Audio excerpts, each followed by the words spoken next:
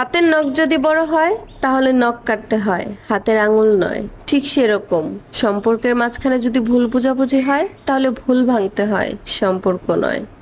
একটা তিতা বাস্তব কথা কি জানেন? টাকা ছাড়া কোনো বন্ধু হয় না, চেহারা ছাড়াও প্রেম হয় না, আর স্বার্থ ছাড়া কেউ আপনাকে আপন ভাববে না।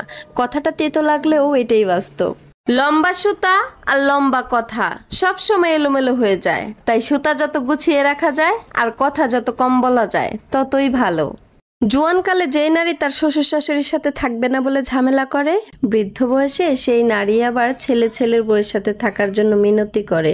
মনে রাখবেন, আজকে আপনি ছেলের বউ, কালকে আপনিও কিন্তু শাশুড়ি হবেন। দিন সবারই আসবে। একটা সত্য কথা কি জানেন? পা না ভিজিয়ে হয়তো আপনি সাগর পাড়ি দিতে পারবেন, কিন্তু চোখ না ভিজিয়ে জীবন পাড়ি দেওয়া অসম্ভব। সমুদ্রের মধ্যে তুমি যতই চিনি মেশাও না কেন, সেটা কখনোই মিষ্টি হবে না। ঠিক তেমনি স্বার্থপর মানুষকে যতই ভালোবাসা দাও না কেন, সে কখনোই তোমাকে মন থেকে ভালোবাসবে না।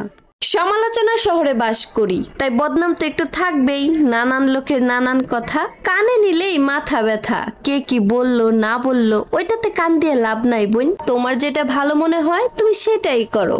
বউ আর উকিল, এই দুজন মানুষের কাছে কখনোই মিথ্যে কথা বলবেন না, কারণ তারা আপনার সবকিছু জেনেই আপনাকে প্রশ্ন করে। সুখে থাকলেও কাউকে বলবেন না, দুঃখে থাকলেও বলবেন না, কারণ সুখে থাকলে মানুষ নজর লাগায়, আর দুঃখে থাকলে মানুষ লবণ ছিটায়।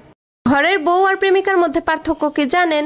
অনেকটা ওই ঘরে থাকা টিভি আর হাতে থাকা স্মার্টফোনের মতন। টিভি তো আর সব জায়গায় নিয়ে যাওয়া যায় না, কিন্তু স্মার্টফোন তো সব জায়গায় নিয়ে যাওয়া যায়। আবার টিভি 2-1 ঘন্টা দেখলেই দেখবেন বিরক্ত লাগে, কিন্তু স্মার্টফোন সারাদিন দেখলেও বিরক্ত লাগে না। শোনেন ভাইয়েরা, বউ থাকতে বউয়ের মূল্য দিয়েন। বউ হচ্ছে সামনের 2টা দাঁতের মতন, না থাকলে আপনি মন খুলে হাসতেও পারবেন না। এর জন্য দাঁত থাকতে দাঁতের মর্ম দিন। বৃষ্টি এসে বুঝিয়ে দিয়ে যায় যে ঘরের চালের ফুটোটা কোথায়। ঠিক তেমনি বিপদে পড়লে আপন মানুষ চেনা যায়। খালা কখনোই ফুপু হয় না, আর চাচা কখনোই মামা হয় না। ফুপু আর চাচাদের ভালোবাসা হয় বাবার টাকা দেখে, আর মামা আর খালাদের ভালোবাসা হয় মন থেকে। কথাটা শুনতে একটু খারাপ লাগলেও এটাই বাস্তব। আমরা বাঙালি জাতি, আর আমরা তিলকে তাল বানাইতে ভীষণ পছন্দ করি। জিনিসটা হয় যদি সরিষা পরিমাণ, আমরা বানাইতে বানাইতে বানাই ফেলে একদম আস্ত একটা বেলের সমান। কথাটা যদিও শুনতে একটু খারাপ লাগতেছে, কিন্তু এটাই সত্যি।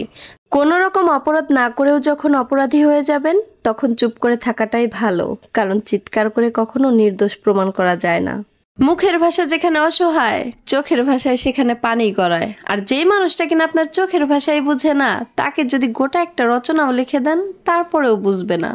কারোর সাথে কখনোই তর্ক করবেন না, কারণ তর্কের চেয়ে নীরবতা ভালো। প্রতিশোধ নেওয়ার চাইতে রাস্তা বদলে ফেলাই ভালো, আর স্বার্থপর মানুষের সাথে চলার চেয়ে একলা চলা অনেক ভালো।